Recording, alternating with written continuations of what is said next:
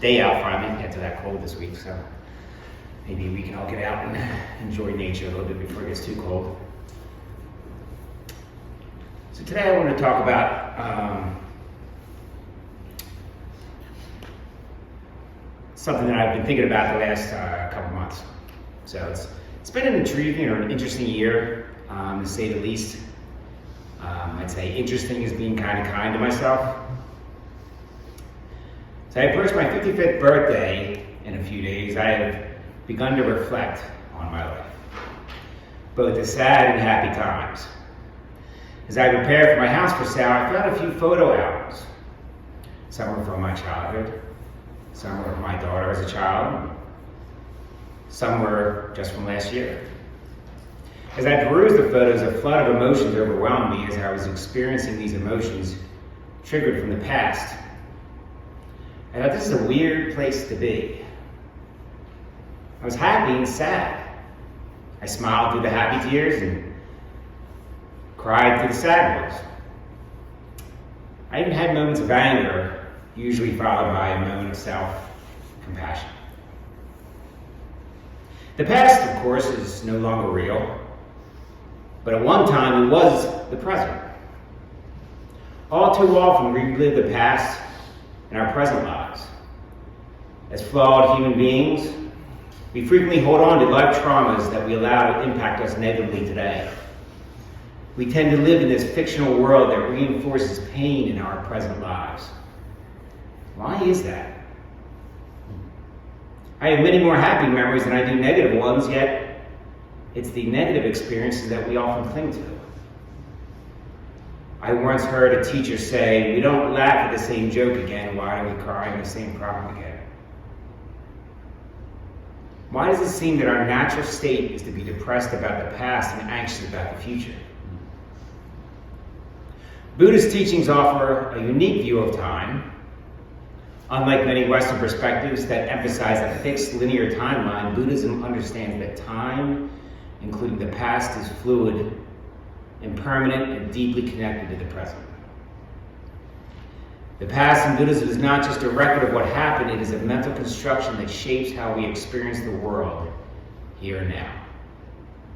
The past, like the future, does not exist as an independent reality. It exists only as a memory, an impression, or a karmic imprint on the present moment.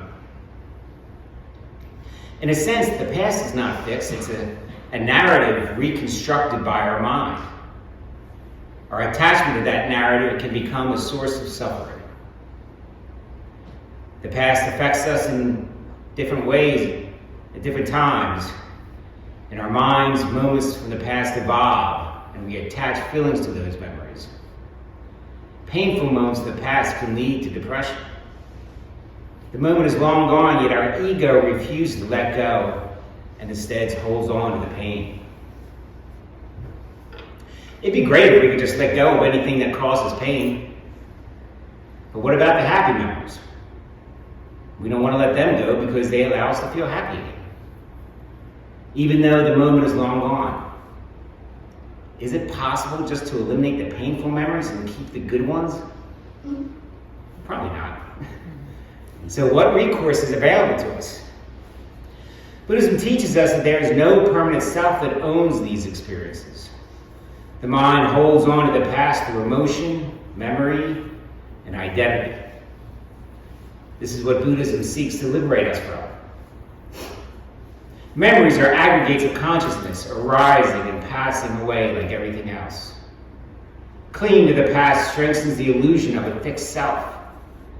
A memory from 10 years ago should not define or affect who we are in the present.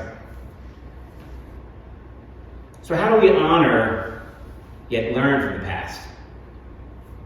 Master Sotasan teaches us about the benefits of keeping a journal. He found it valuable when it came to practicing mindfulness.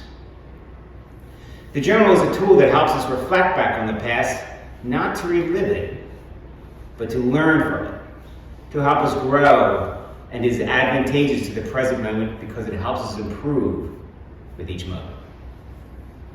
For me, mindfulness is the key. I do my best to understand that after each moment there's a new me. Those memories are not the present me, both the sad and happy ones.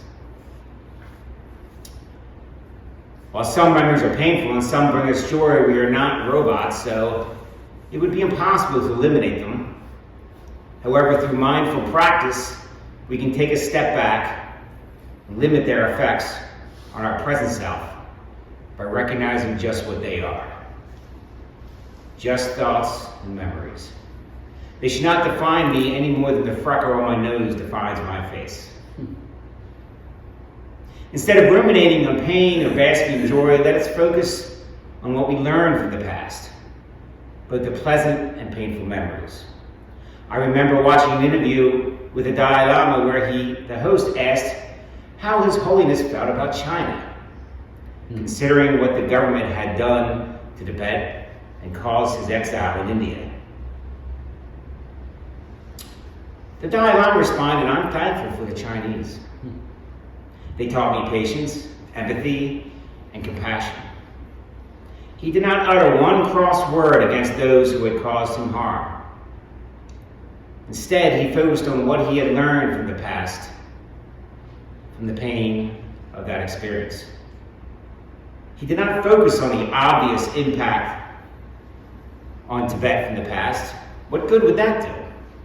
Everyone already knows their plight. Yet he had the courage to learn and grow rather than choosing to suffer.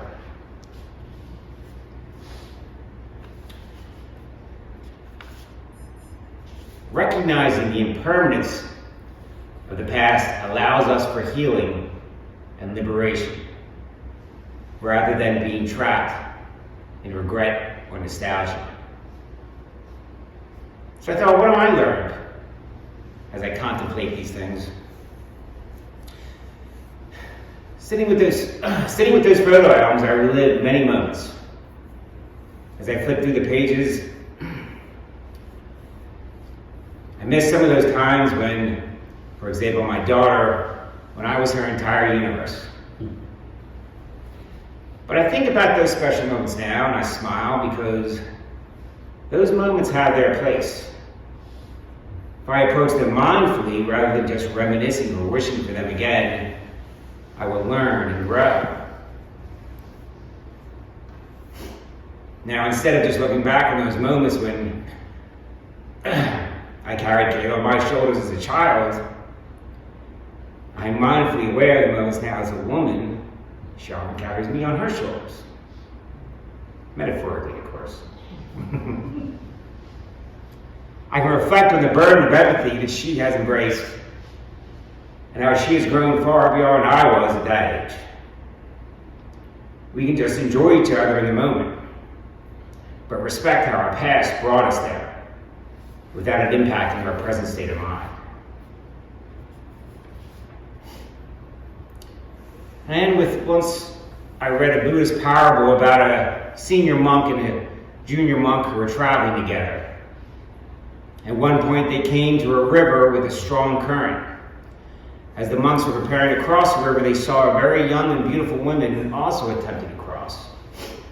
The young woman asked if they could help her cross the other side. The two monks glanced at one another because they had taken vows not to touch a woman. Then without a word, the older monk picked up the woman, carried her across the river, placed her gently on the other side, and carried on his journey. The younger monk couldn't believe what had just happened. After rejoining his companion, he was speechless. And an hour passed without a word between them.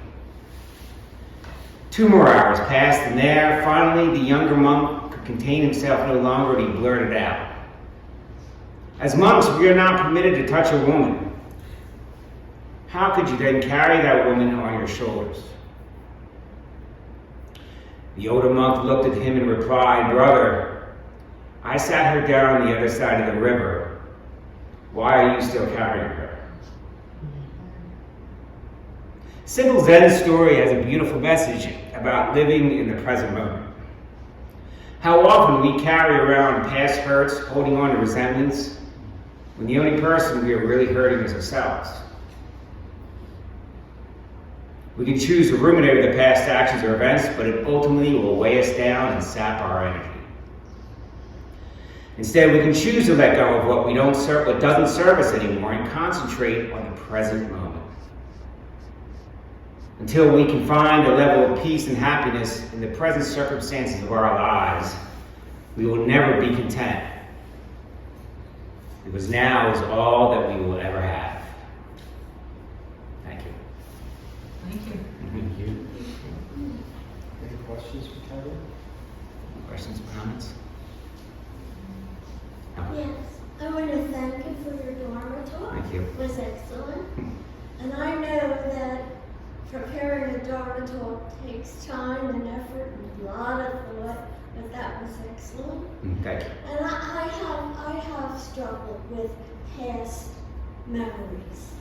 I think it would be great if there wasn't some of memories in life that are traumatic. And they're harder to give up. Even as a Buddhist, they're harder to give up. And I guess I wish I knew more about that particular phase or that particular genre of letting go of those. That's easy, just let it go. It's not that hard. What did you say? I was kidding. I was saying it's easy, just let it go. It's not that hard. No, it's very hard. I think, it's interesting thinking about, again, how it impacts our present moment and why we cling to, it seems to, at least in my life, it seems to, in an experience that I see with other people, we tend to hold on more to the traumatic ways, as opposed to the happy ones. Like I said, when, we don't laugh at the same joke again, but we cry over and over and over on the same problem again. And it's interesting why we do that. Yeah, if I may. Yeah. So the thing is, I've learned over the years as a psychologist is that it's not that we cling to them, but there are certain things that inform us about reality that become defensive ways to protect ourselves. Mm-hmm. So that they're almost automatic ways of responding to the environment in ways that we kind of are protecting ourselves. Yeah. So it becomes automatic and it becomes unconscious. And the only way to alleviate that is to become conscious, to use mindfulness as a tool to see how things arise in the moment so that you can kind of go through what that feeling is and allow it to occur and emerge and deal with the pain and suffering that caused maybe a child and own it and touch it and feel it without having to defend yourself against it anymore. Mm-hmm. Thank you. Mm-hmm. Yeah, I think for me it was, again, learning something from the past. And what we learned from the pain and what we learned from, just like the Dalai Lama said, learning from that pain. I always think about one of the things I was reflecting on, like I said, looking at that old photo album of me and my daughter, and I was thinking where she is in life now as opposed to where I was at 24. And I learned, and I can reflect back with pride because I go, wow, she's a much better person at 24 than I was. 24 as a teenage boy, I was probably only one thing on my mind, football. You guys are thinking of it.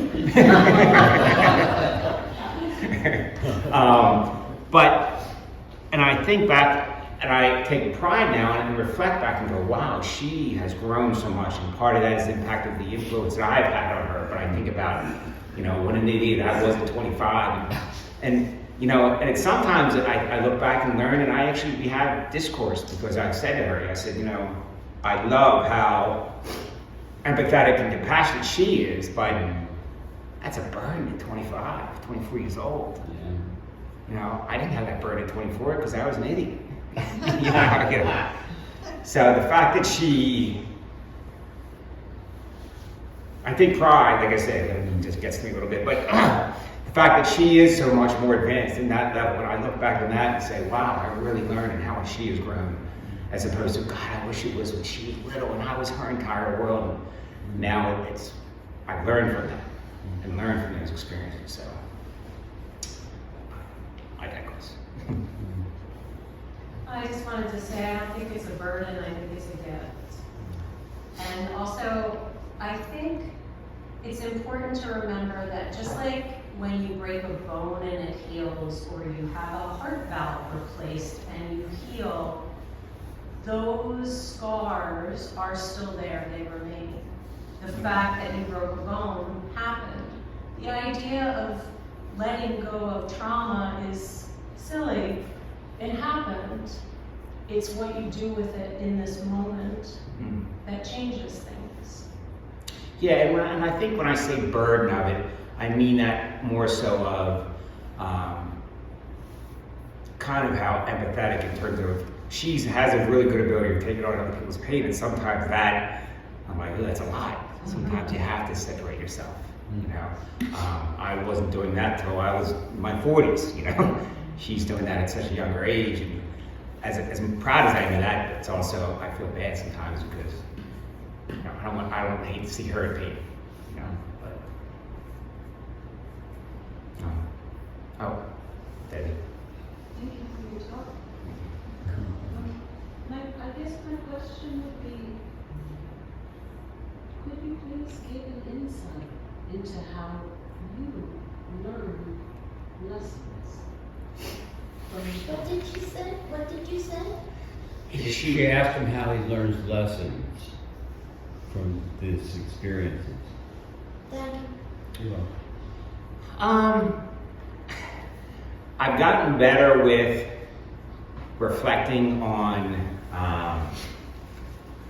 the day. I mean, I don't journal as much as I should, and that's something I'm getting back into as I'm going through this, trying to lean. I've gone through difficulties in the past, and I've gotten away from my practice, and now I've learned from that, and now I lean into my practice.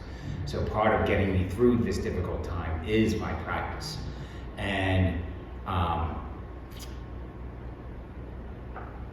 so what have I learned? How do I, that's a tough question. But it's recognizing that I feel those emotions, but it's the ability to have that moment to get, all right, stop. What are you doing? Let's bring it back. Yeah, you got a little choked up. Let's bring it back down, as opposed to just letting it go with that.